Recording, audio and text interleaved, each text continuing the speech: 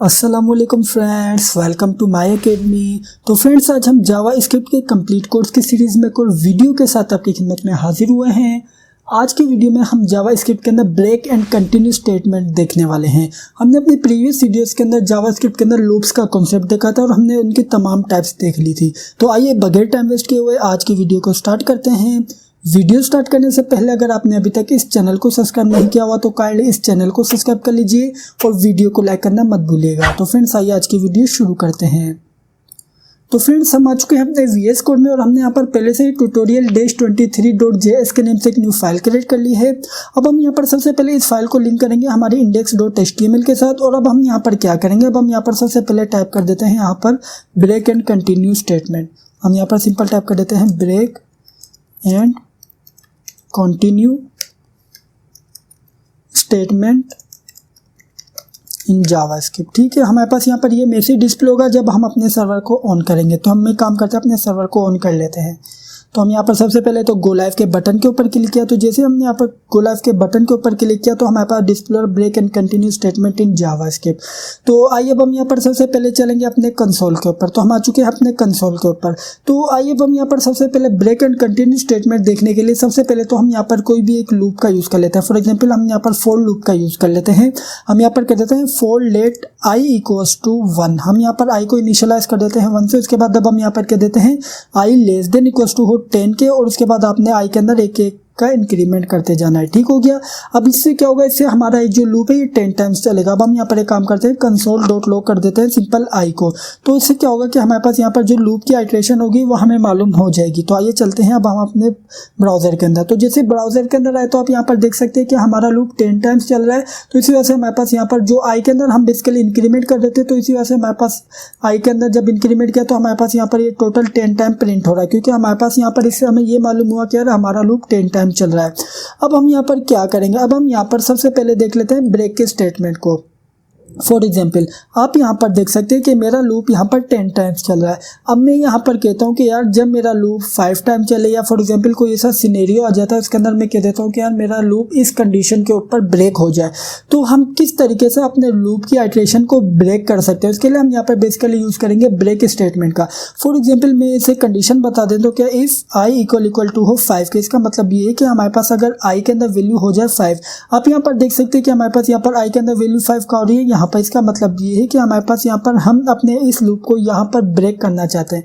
तो मैं यहाँ पर कह देता हूँ कि इफ i इक्वल टू 5 के, तो आपने सिंपल इसे ब्रेक कर देना है। इससे क्या होगा, इससे मेरा लूप जब i की वैल्यू 5 होगी तो वहाँ पर ये ब्रेक हो जाएगा।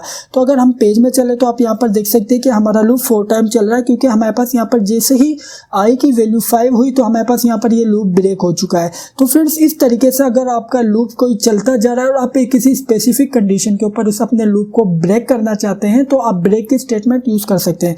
तो ब्रेक की स्टेटमेंट अप्लाई करने के लिए आपको सिंपल कोई कंडीशन बतानी होगी कि यार आप उस कंडीशन के ऊपर उसे ब्रेक करना चाहते हैं। फॉर एग्जांपल मैं यहाँ पर कह देता हूँ कि अगर i की वैल्यू हो जाए 7, इसका मतलब ये कि मैं अपने लूप को 6 टाइम चलाना चाहता हूँ। उसके बाद मैं कह देता हूँ कि ये ब्रेक हो जाए। तो मेरे पास यहाँ पर क्या होगा कि हमारे पास यहाँ पर i की वैल्यू जैसे ही 7 होगी तो हमारे पास यहाँ पर ये लूप ब्रेक हो जाएगा। तो आप यहाँ पर देख सकते हैं कि हमारा ये वाला लूप 6 टाइम चल रहा है। तो इसी वजह से हमारे पास यहाँ पर i की वैल्यू प्रिंट हो रही है। बेसिकली i की वैल्यू प्रिंट करवाने का मेन पर्पज ये था कि यार आपका कॉन्सेप्ट क्लियर हो जाए कि हमारे लूप की आइट्रेशन कितनी टाइम हो रही है। आप बेसिकली यहाँ पर कंडीशन के अंदर कुछ भी अप्लाई कर सकते हैं जो कि आपके लूप से रिलेटेड किया जाए। ठीक हो गया। अब हमारे पास यहाँ पर हमने ये तो जान लिया कि हमारे पास यहाँ पर ब्रेक स्टेटमेंट किस तरीके से वर्क करती है। फॉर एग्जाम्पल मैं यहाँ पर ब्रेक स्टेटमेंट को कर देता हूँ कमेंट आउट।